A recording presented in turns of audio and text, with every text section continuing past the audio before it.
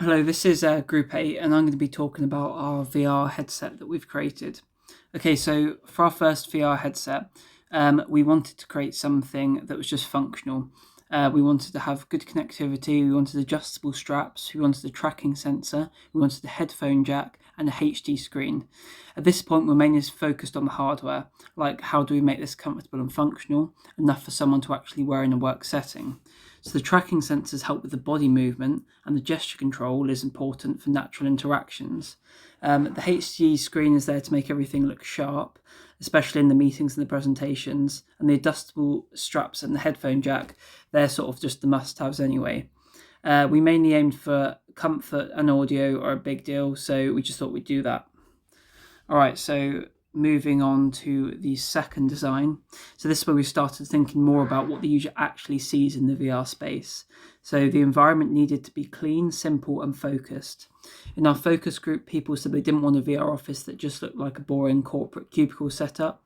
Nobody wants that, really. So we built something more open and calming, a space that helps you concentrate without feeling overwhelmed. So there are breakout areas for group work and even little visual zones for quick chats, like you have in a break room. It's all about trying to create that in-person vibe without making it too intense or cluttered. Okay, so this is our rough sketch. This is the third one. This is for our final design.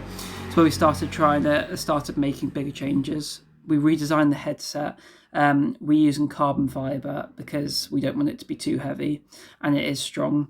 This was a big thing that we heard from the interviews.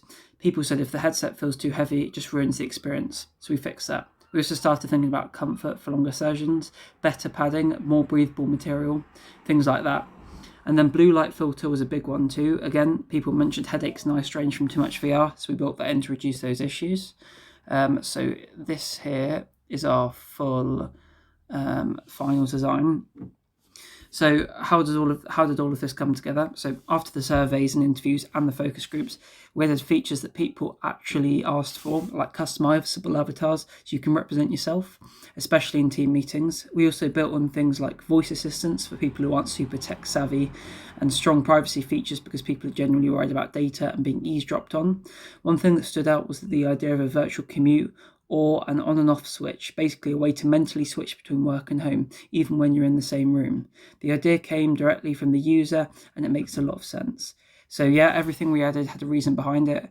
We just had this design in isolation. We listened to people, made adjustments, and really tried to build something that makes remote work actually feel connected again. Thank you for listening.